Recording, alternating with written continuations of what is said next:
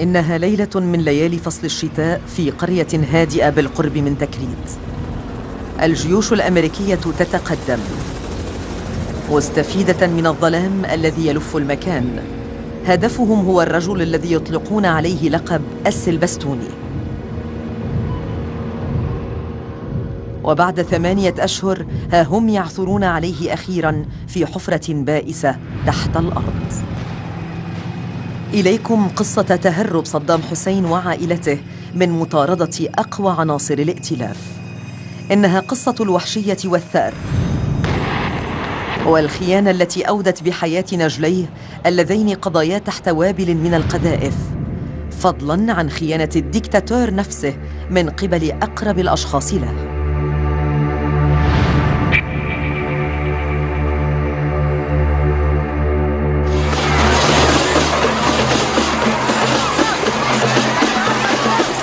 في الأعظمية الحي القديم من بغداد يحتفل المسلمون بعيد الأضحى، وما زال الأطفال هنا ينشدون أغاني الثناء لصدام.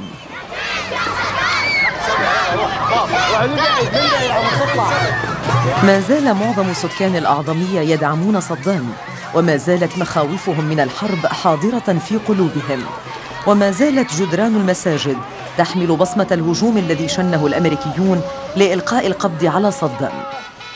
وقد التقيت بإمامين شهدا آخر ظهور لصدام في هذه المدينة. صار حوالي 4-5 أمتار عني صدام بسيارة وسيارات حماية دايرة مسلحين بRPG ورشاشات. هاي الحماية مالته وياه ابن قصي ويصبونها الأعظمية إلها وطلعين هذا يحييهم.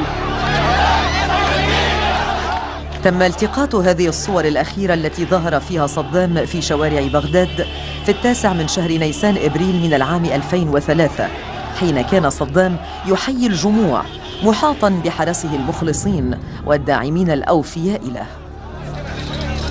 ولكن القوات الأمريكية كانت في هذه المرحلة قد سيطرت على وسط المدينة التي كانت تبعد بضعة أميال فقط عن الأعظمية.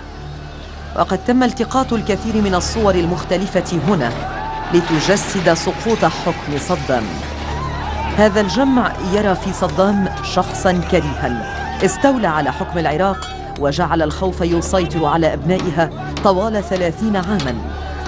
كان صدام يريد البقاء يوماً آخر في العاصمة، ولكن الأمريكيين سمعوا إشاعة تقول إنه كان في الأعظمية، فأرسل فريق هجوم يتألف من 300 عنصر أمريكي للقبض على رئيس العراق السابق أو قتله.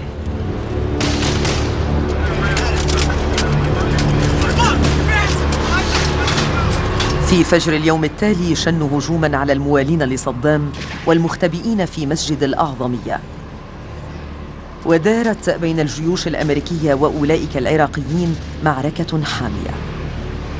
كان جنود البحرية الأمريكية مقتنعين أنهم حاصروا صدام، وقد قضى الكثير من العراقيين وجندي أمريكي في هذا الهجوم. فخرجت فتحت الباب من المسجد أباوع، لقيت شهداء مشمورين بالحديقة هذه. دفنا 33 شهيد في هذا الوقت، يعني حاسبهم حساب. أنا أصلي عليهم والناس تحفر وتدفن. وفي حين أوشك الأمريكيون على الإمساك بصدام، أدرك هذا الأخير أنه خسر بغداد، فأمر عائلته بترك المدينة. بعد حوالي 12 الظهر أرسل والدي سيارات لنا من الحماية الخاصة، قال اطلعوا، بس كان شبه انقطع أي صلة بالوالد وأخوتي، لأنهم كنت زمان شاهدت يعني بالعين جيش وسحب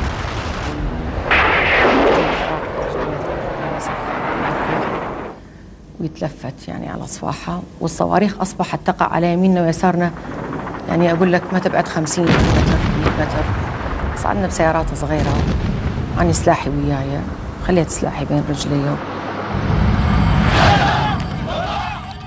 مع دخول الجيوش الأمريكية قام صدام بصرف الكثير من معاونيه، وقد وصف لنا أحد حراسه الشخصيين الذي كان موجوداً هناك ذلك المشهد. بالآخر قال ولدي كل من يروح لأهله. بعدين قلنا له سيدي لا، نحن نريد نضل وياك، ليش نروح؟ بس هو أصر. حتى قصي بكى شوية. هو طبعا يحاول ما يبين اللي بداخله، تعبان طبعا، بس شنو؟ ما يريد يحطم معنويات الشعب. اللي يشوفه هو أكيد بداخله كان منهار. من ثم استقل صدام سيارته الأولدزموبيل البيضاء برفقة حارسين فقط من حرسه الشخصي، وتوارى عن الأنظار.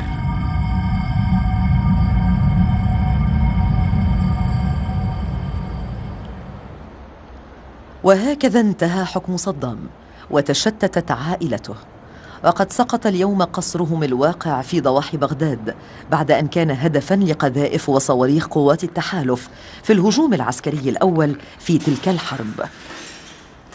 وقد كتبت على الجدران كلمات تقول: من القصر إلى حفرة. كان العراقيون في الماضي معجبين بالعائلة الأولى في بلادهم ويرهبونها أيضاً، وكان اسم بعض أفراد هذه العائلة ملطخاً بالدماء. ها هو صدام مع الزوجة الأولى والوحيدة التي ارتبط بها رسمياً، ساجدة الأم الرئيسة.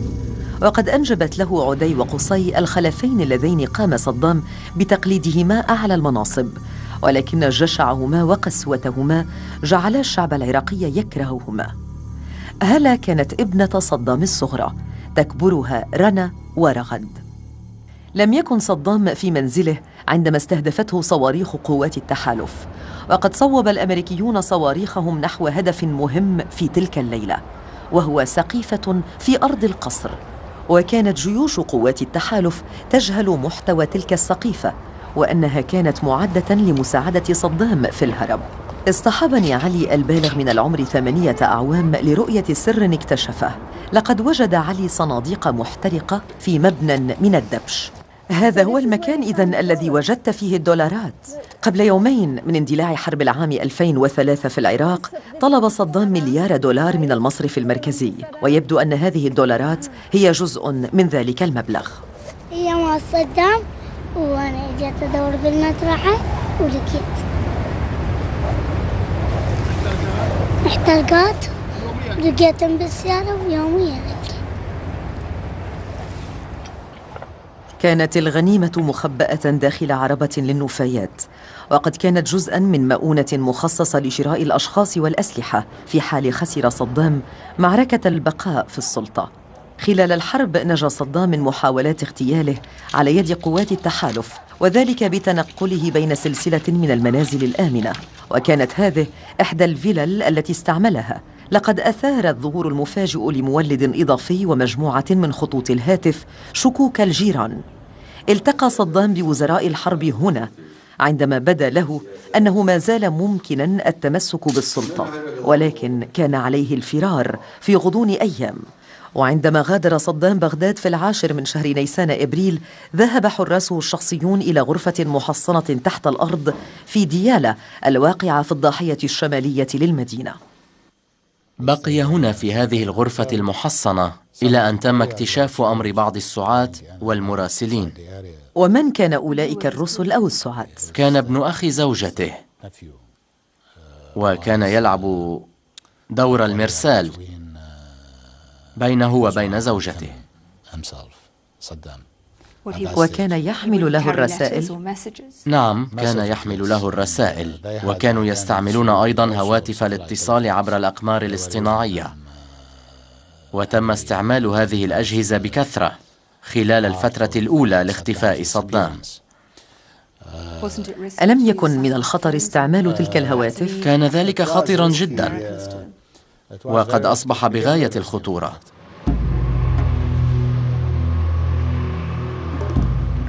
أجبر صدام على مغادرة تلك الغرفة بعد 3 أسابيع، وتوقف عن استعمال الهواتف، وبدأ يتنقل كل بضع ساعات. لكنه احتاج إلى حث العراقيين على الانضمام إلى المقاومة البعثية. وكان صدام يتابع البرامج التي كان يقدمها سعد السلاوي مراسل الفضائية العربية. وفي أوائل صيف العام 2003 تلقى المراسل رسالة بأن يتوجه إلى مكان معين في وقت محدد. كتب في الرسالة: توجه إلى تلك الشجرة، وتحت تلك الشجرة سوف تجد ظرفا، ثمة شيء مهم في ذلك الظرف. إنه لغز حقا. ذهبت إلى ذاك المكان ووجدت أشرطة تسجيل. هل يمكنك أن تسمعنا أحدها؟ وضعت الشريط في آلة التسجيل، ولكنني اكتشفت فجأة سواء من وسط رجال الدين أو وسط الوجاهة الاجتماعية. إنه صوت صدام حسين. إنه صوت صدام حسين. هل تعرفت إلى صوته؟ نعم، لقد تعرفت إلى صوته على الفور، لأننا كنا نستمع إليه، فكنا نعرف صوته وحتى طريقته في الكلام. عندما استمعت إلى ذاك الشريط، ما الذي كان يقوله صدام حسين؟ كانت رسالته حث الشعب العراقي على الدفاع عن العراق، وذكر أمورا سياسية تتعلق بالأقوال الكاذبة لحكومة بوش وبوش نفسه وبلير.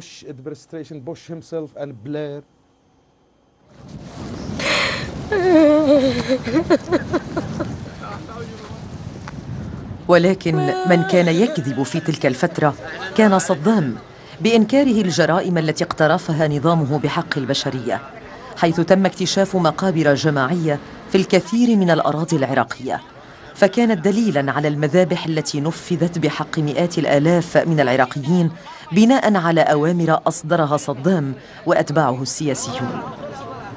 في شهر أيار مايو من العام 2003 بدأ المحققون يحددون هويات الضحايا ويحضرون الشهود.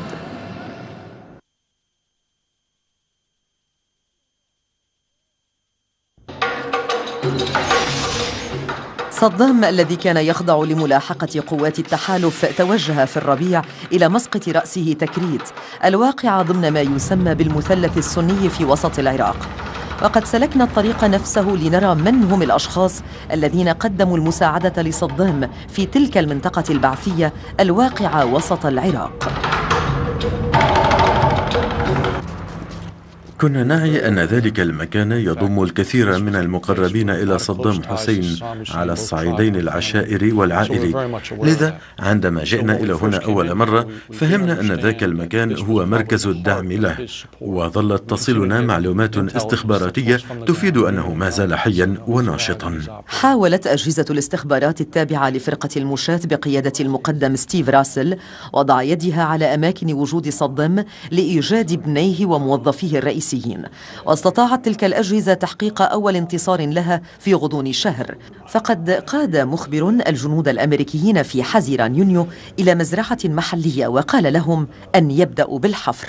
وجد الجنود في تلك المزرعة 8.5 مليون دولار وأكثر من 800,000 بالعملة الأجنبية، كما وجدنا مجوهرات تعود للسيدة ساجدة حسين زوجة صدام قدرت قيمتها ب2 دولار. كل ذاك في مكان واحد؟ نعم، في مكان واحد، وكانت مدفونة في مستوعبات كتلك التي توجد في خزنة أو في مصرف.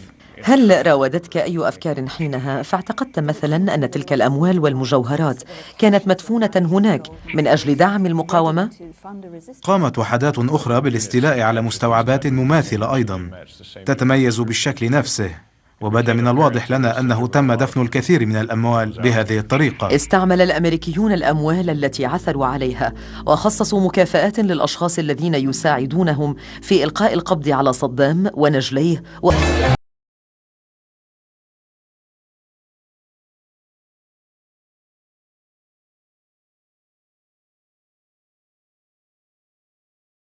عضوين في عصابة والدهما الأشبه بالمافيا، وقد كان الشعب يكرههما ويخشاهما. كان قصي يعرف بالسفاح وكان يترأس جهاز صدام الأمني، أما عدي الملقب بالسيكوباتي أي المختل عقليا فقد كان شخصا قاسيا اغتصب حريات الآخرين وعذبهم وقتلهم. ولكن في يوم من أواخر أيام شهر تموز يونيو 2003 جاء أحدهم وأخبر الجيوش الأمريكية معلومات مهمة حول ابني صدام. كان الناس يأتون كل يوم للإدلاء بمعلومات حول الأماكن التي يمكن أن يتواجد فيها صدام حسين، وذلك للحصول على المكافأة التي كانت معروضة.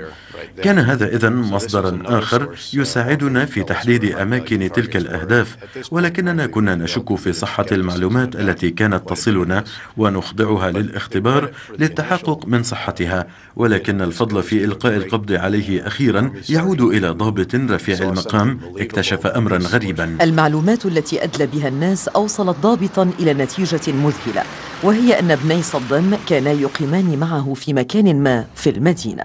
هذه الكتابة باللون الأحمر على الحائط تعني أرض للبيع، وكان يقع على هذه الأرض في الماضي منزل فخم للغاية، ولكن تم هدم هذا المنزل لأنه كان المكان الذي قضى فيه عدي وقصي أيامهما الأخيرة.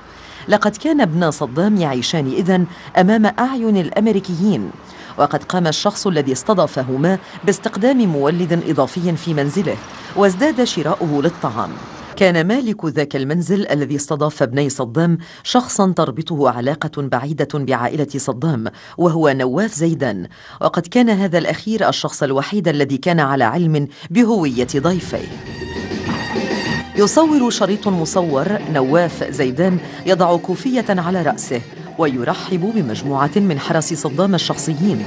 وكما هي الحال دائما في هذه العشيرة، كانت العلاقات معقدة، فقد قام صدام في الماضي باعتقال شقيق زيدان، وبدأ العداء يجيش عند نواف، ولا تعترف القوات الأمريكية بذلك، ولكننا عرفنا أن نواف زيدان هو من خان عدي وقصي وأوشى بمكانهما إلى الأمريكيين.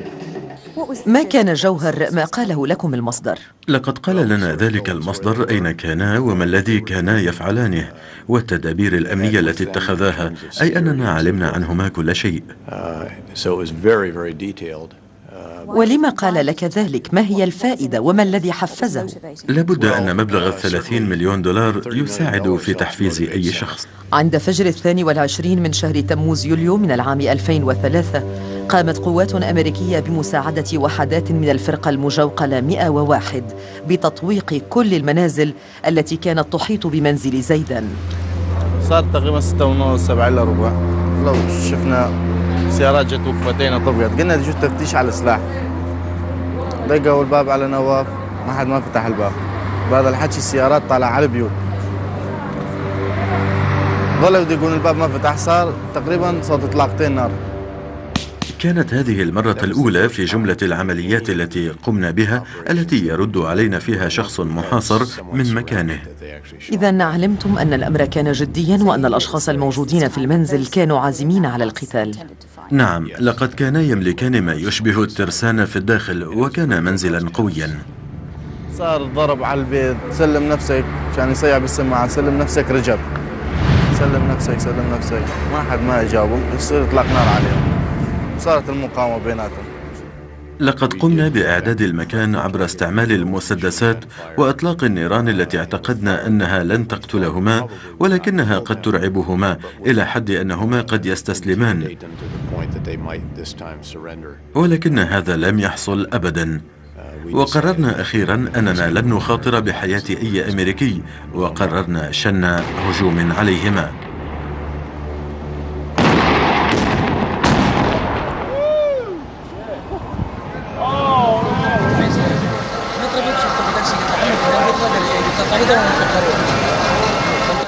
أسفر الهجوم عن مقتل قصي وعدي وحارسهما في حمام كانوا يختبئون فيه تملأه المتاريس، ولكن ابن أحدهما البالغ من العمر 15 أو 16 عاما قتل أيضا لدى اقتحام القوات الأمريكية للمنزل وتطهيره.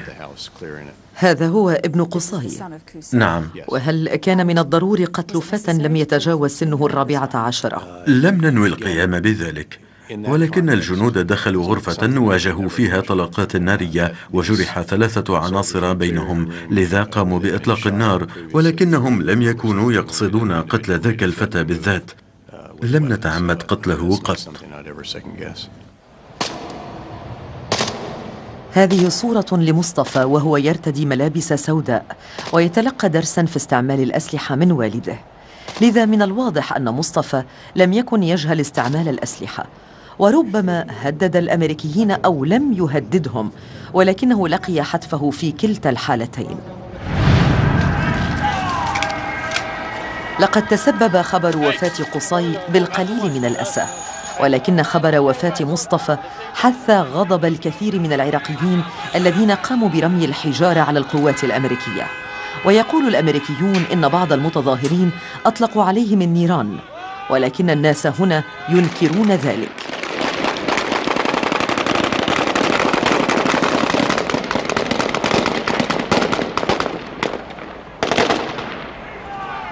قتل أحد المتظاهرين بنيران القوات الأمريكية. ثار غضب الشعب، وأراد الأمريكيون نشر الخبر بأن هذه العملية المثيرة للخلاف قد أدت إلى القضاء على نجلي صدام. وبعد التعرف إلى الجثتين، قرر البنتاغون الأمريكي عرض الجثتين المشوهتين عبر وسائل الإعلام، وتم اتهام القوات الأمريكية بالهمجية. ولكن العراقيين عرفوا أن قصي وعداي قد اختفيا الآن إلى الأبد.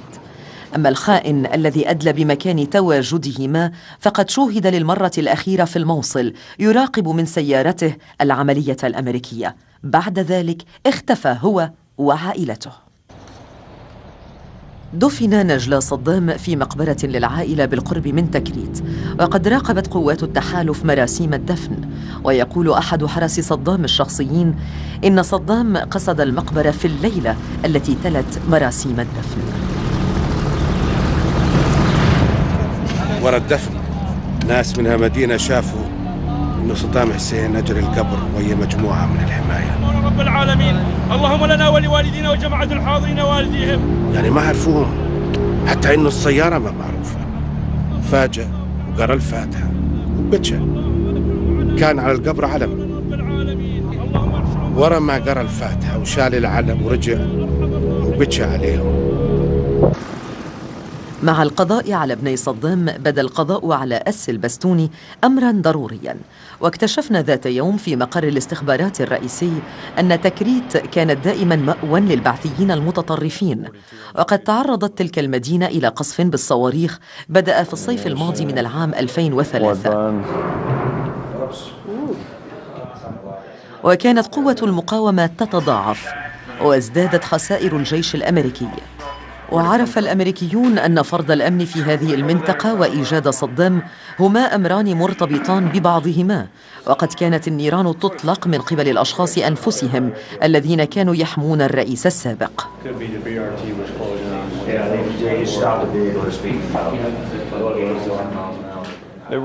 كان هناك ما يوازي 6 عائلات المقربة منه، وكان أفراد تلك العائلات مستعدين للتضحية بحياتهم من أجل صدام ومتابعة نهجه. ربما لم يكونوا من أصحاب المقامات الرفيعة في مجلس الوزراء. فكرنا أن نلقي القبض على أوراق اللعب التي تحمل صور رموز النظام العراقي المخلوع، ونقبض أخيرا على صدام. ولكن ما اكتشفناه هو أن تلك العائلات هي من كانت تقوم بإدارة المقاومة. لم يشأ سكرتير صدام الذي ألقت القوات الأمريكية القبض عليه قبل الشهر الإدلاء بأي معلومات، ولكن الوثائق التي تم اكتشافها بحوزته ساعدت ضباط الاستخبارات في الكشف عن المقربين من صدام من طهاة وحرس شخصيين وصور اعتبرت أشبه بمنجم من الذهب. الأشخاص أنفسهم على مدى سنوات. نعم، هذا صحيح. وهل تم التقاطها أثناء الغارات؟ لا، بل أكثرها. ربما هؤلاء هم الحراس الشخصيون، وهم يشكلون قسما من الحلقة الداخلية التي كنا نتكلم عنها، وقد اعتبرناهم بغاية الأهمية. كنا نسأل من هو هذا الشخص ولماذا يقف قريبا من صدام. هذه صورة التقطت في العام 2001 تصور صدام محاطا بمجموعة من حراسه الشخصيين ويبدو فيها كرئيس مافيا. أحرز الأمريكيون في 29 من شهر تموز يوليو من العام 2003 عند الساعة 4 صباحا تقدما مفاجئا، فقد استطاعوا إلقاء القبض على شخص كانوا متأكدين من أنه سيقودهم إلى صدام. عدنان عبد الله عبيد المسليد كان الحارس الشخصي الأقدم عند صدام، ويقف في الصورة على يساره. أردنا معرفة المزيد عنه وعن عائلته.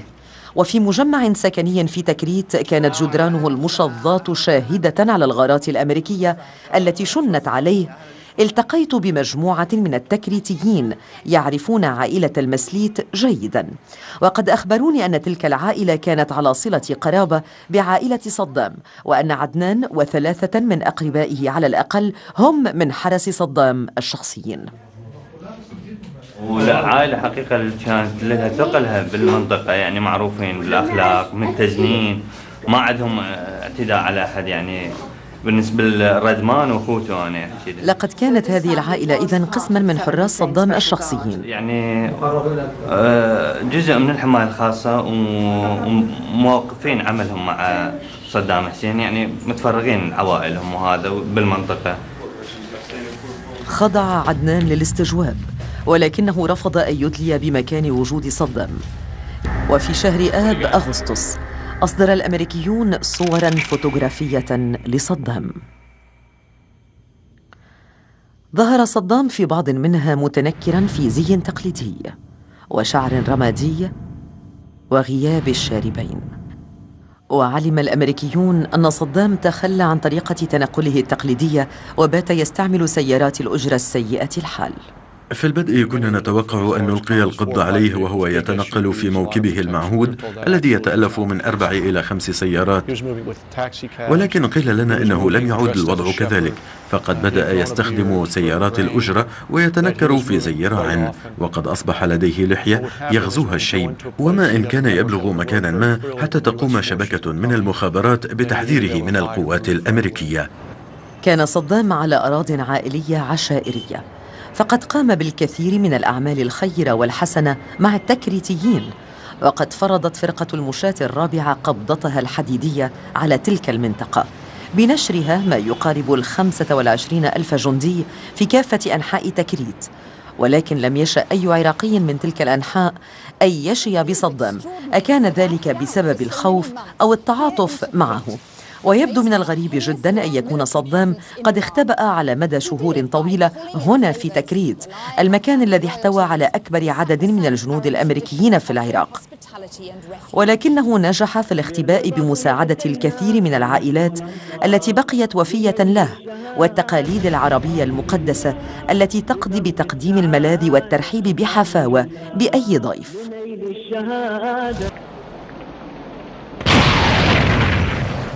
ازدادت الهجمات بقذائف الهون، وبدأ يتم استهداف المروحيات، وازداد عدد العمليات العسكرية البرية ليبلغ 3 أضعاف ما كان عليه، لذا فإنه تم رفع مستوى المعركة، ولكنني لا زلت لا أؤمن أن صدام كان هو من يسير كل ذلك. أعتقد أنه كان مثالهم الأعلى.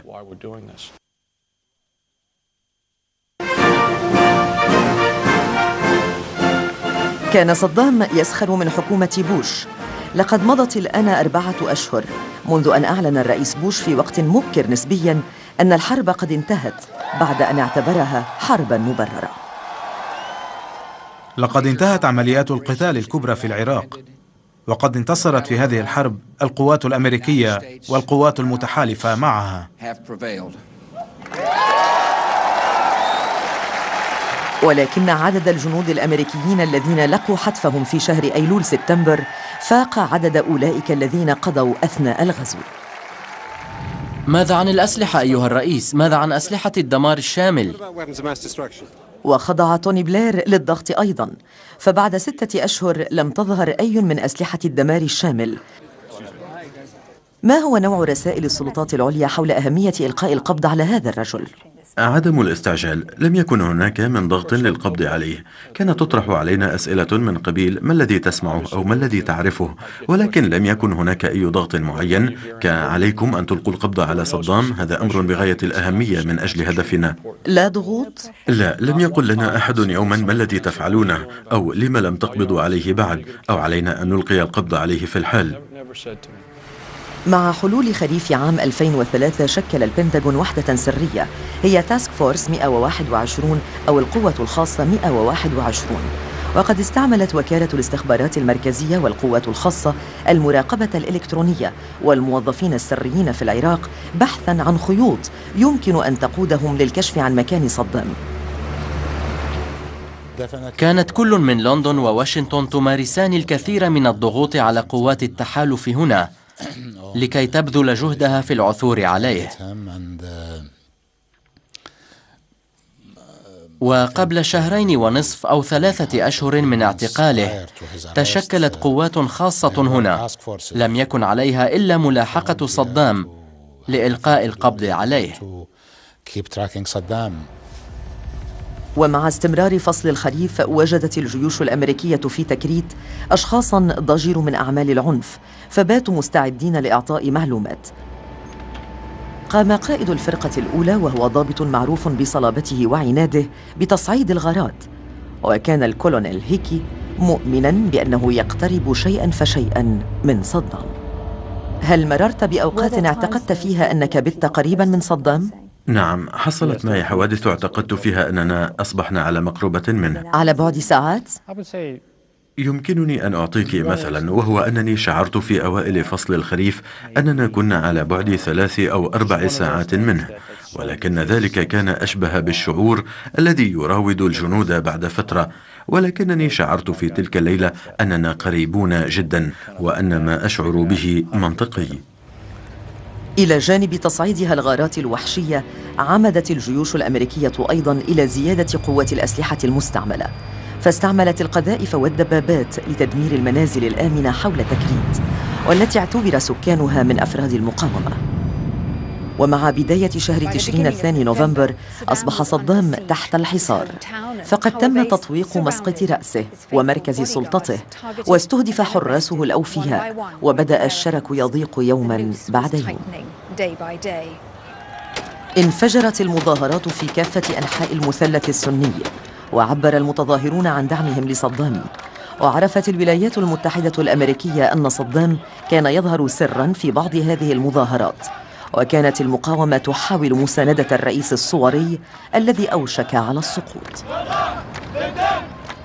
حصلت احتجاجات في بعقوبة وتكريت وبيجي وكركوك، وذكرت التقارير أنهم كانوا ينظمون تلك الاحتجاجات دعما لصدام، فحاولنا تعقب أثره في تلك المناطق، وقمنا بغارتين وأوشكنا على القبض عليه في مخبئه، ولكننا وصلنا بعد أن لاذ بالفرار بعد أن لبث هناك لليال.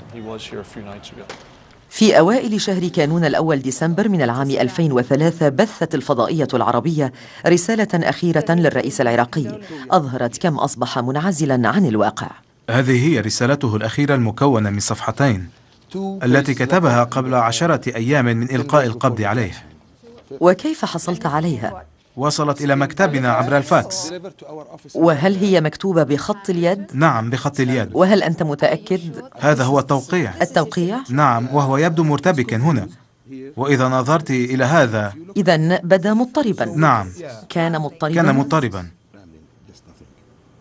لابد أن صدام علم عندها أن الشرك بدأ يضيق، فقد توفي بعض أفراد عائلته وأودع البعض الآخر في السجن، وتم اعتقال كافة مستشاريه المقربين وحراسه الشخصيين.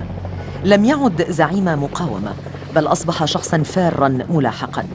عندها عرف الأمريكيون أن شخصاً واحداً كان يملك مفتاح إلقاء القبض على صدام. خلجني شعور قوي بأنه في حال ألقينا القبض على هذا الرجل فسيمكننا الحصول على معلومات حول مكان وجود صدام، وقد توصلنا إلى ذلك الرجل عبر تطبيق مبدأ الحذف. ألا يمكنك إعطاء المزيد من المعلومات عن ذاك الرجل؟ كان متوسط العمر وشكله أشبه بشكل الإجاصة. الإجاصة؟ نعم. مع خطوط خضر كبيرة. وهل كان شابا أو مسنا؟ كان متوسط العمر. كهلا؟ هل كان شخصا تعرفت إليه من خلال صور صدام وصور المقربين منه؟ علمنا جيدا من كان وعلمنا كيف يبدو. لم يفصح الأمريكيون عن أي معلومات إضافية، لكننا علمنا أن ذاك الرجل هو عضو آخر من عائلة المسليت، وهو يدعى محمد إبراهيم عمر المسليت، ويقف إلى يمين صدام ويرتدي قميصا مخططا بني اللون في هذه الصور التي التقطت مباشرة قبل سقوط بغداد. لقد بقي محمد على مدى سنوات طويلة شخصية أساسية في منظمة الأمن الخاصة بالرئيس.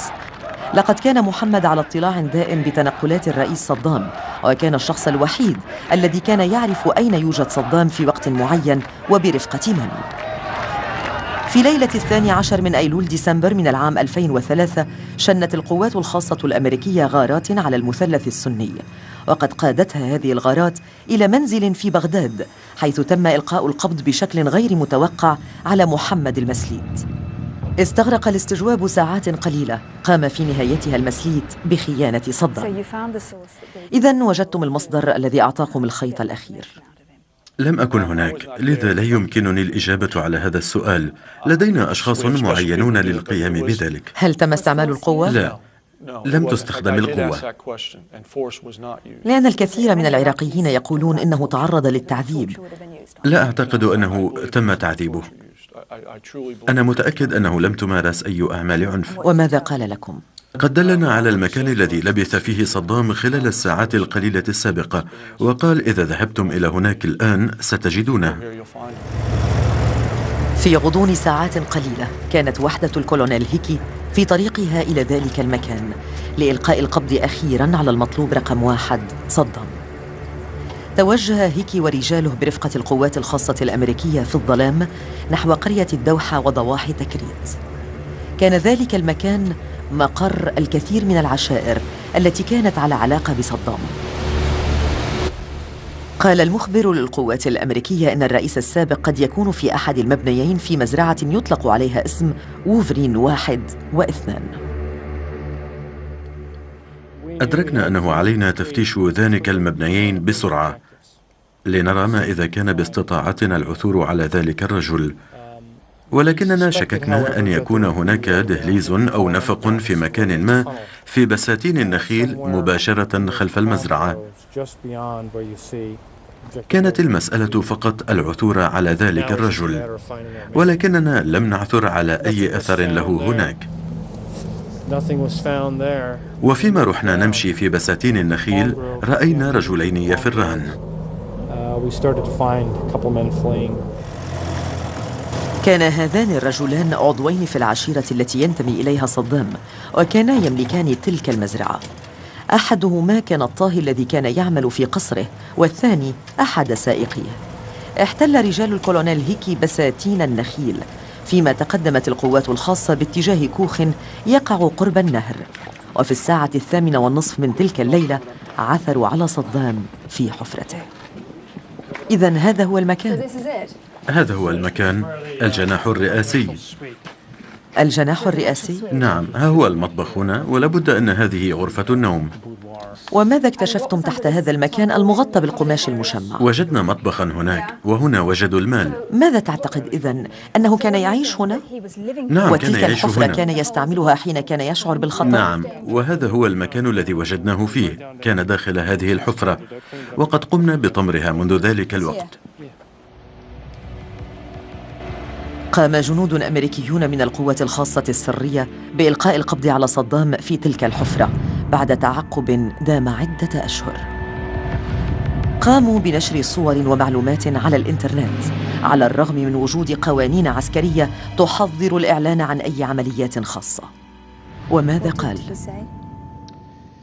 قدم نفسه قائلا: أنا صدام حسين، أنا رئيس العراق، وأنوي إجراء مفاوضات، وقد قبلنا بالطبع باستسلامه. ولكن بعض الأشخاص يقولون إنه صفع أحد الجنود، وإن ذاك الجندي رد عليه بضربه بالبندقية. لا أعرف. ألم ترى ذلك بنفسك؟ لا. في الكوخ المجاور للحفرة كان المطبخ مجهزا بالطعام، وكان بالقرب من المطبخ غرفة نوم وكومة من الكتب وعلم معلق على الحائط، وهو الوحيد الذي كان يذكر صدام بآخر وضع له. كان ثوب السباحة معلقا على شجرة ليستعمله أثناء السباحة في النهر، ووجدت علبة حديدية تحتوي على 750,000 دولار أمريكي، ووجد مسدس لم ينجح صدام باستعماله ضد الأمريكيين أو استعماله للانتحار على الرغم من تعهده بالموت شهيداً. تشير بعض الأوراق التي تم العثور عليها في محفظة أوراقه الجلدية أن الأشخاص الذين كانوا يحيطون به كانوا يكذبون عليه حول ما يجري فعلاً من أحداث في العراق بعد فراره. لقد قالوا له إن إحدى وحداتنا خسرت حوالي 100 دبابة أو ما شابه، وأخبروه أنهم يفوزون وأن كل شيء رائع، مع أن كل ذلك كان بعيدا عن الحقيقة. لذا استمر مخدوعا حتى النهاية. نعم، كثيرا كثيرا. كانت طريق من طرق الكوخ الذي شهد استسلام صدام تفضي إلى نهر دجلة، وقبل 44 سنة سبح صدام في ذلك النهر، ولكنه عاد ولاذ بالفرار بعد محاولة لقتل الرئيس العراقي آنذاك. لقد كان حدثاً يحيي صدام ذكراه كل سنة من خلال السباحة في ذلك النهر، وقد استعمله لدعم الأسطورة التي تقول بأنه لا يغلب.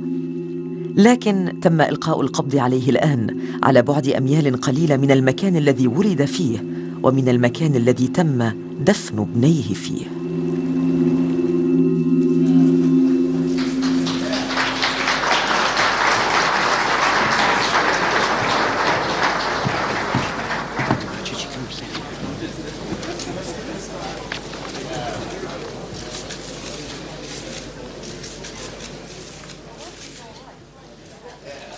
سيداتي وسادتي، ألقينا القبض على صدام.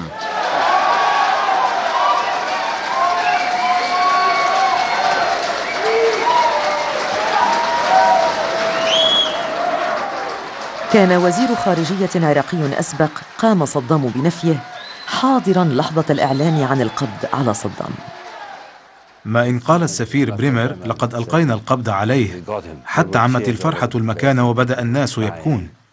لقد كانت فترة مؤثرة، أعني أن الكثير من العراقيين فقدوا العديد من أقربائهم وأصدقائهم.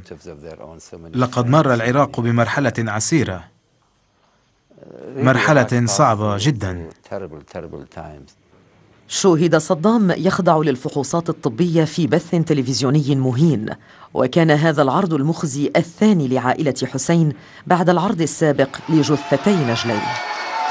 وجد الأمريكيون وبعض العراقيين أن هذه الصور ضرورية لتثبت أنه تم هزم الدكتاتور أخيراً من دون أي مقاومة من قبله.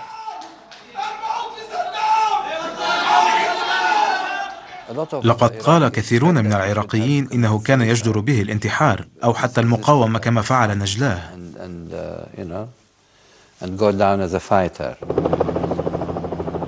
أودع صدام في السجن الأمريكي الواقع في مطار بغداد، وذهبت بعثة من مجلس الحكم العراقي لزيارته، ومن بينهم عدنان بجاجي، فوجدوا أن الدكتاتور السابق يرفض النظر في الاتهامات بحق الشعب العراقي الموجهة إليه. قالوا له: ماذا عن المقابر الجماعية التي تم العثور عليها؟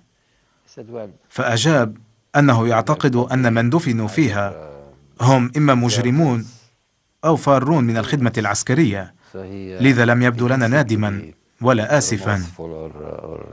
وتلقى الدكتور بجاجي اتصالا هاتفيا من الرئيس بوش وهو يهم بالخروج من الخلية التي أودع فيها صدام. فيما كنت أهم بالخروج من ذلك المكان اتصل بي الرئيس بوش، فعبرت له عن الفرحة التي نشعر بها. وكيف بدأ؟ مبتهجا. بعد إلقاء القبض على صدام أصبحت حفرة العنكبوت هذه مكان جذب للجنود الأمريكيين ومدعاة فخر لهم ولقائدهم الكولونيل راسل الذي قام على مدى أشهر بتعقب الحراس الشخصيين لصدام. وكان الكولونيل هيكي ورجاله هناك في ذاك المساء يلوحون للكاميرا بنجاحهم في إيجاد مكان اختباء صدام. لقد تم ردم هذه الحفرة الآن بالإسفلت، ولم يستفد الحراس الشخصيون الذين خانوا صدام في النهاية من أي مكافأة كتلك التي نالها قريبه الذي أوشى بنجليه.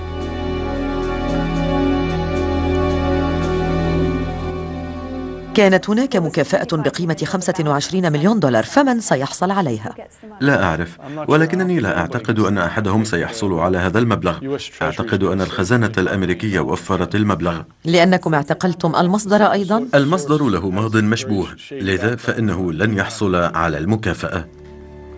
أما بالنسبة إلى العائلة العراقية الأولى سابقا، أي زوجة صدام وابنتها الصغرى، فقد سافرتا إلى سوريا، وقد رفضت ساجدة كسر صمتها. أما ابنتاه رنا ورغد فقد نفيتا إلى الأردن، وقد قامت رغد بالدفاع عن والدها بشدة بعد إلقاء القبض عليه. أنا حقيقة أفتخر مجددا بأنه هذا الشخص هو والدي. نحن جميعا نعلم القبض من وراء الطريقة اللي عرض بها. أين الديمقراطية؟ أين الحصانة اللي يتمتع بها كل رئيس دولة؟ لكن هيهات، والله الأسد يبقى أسد حتى وهو مكبل.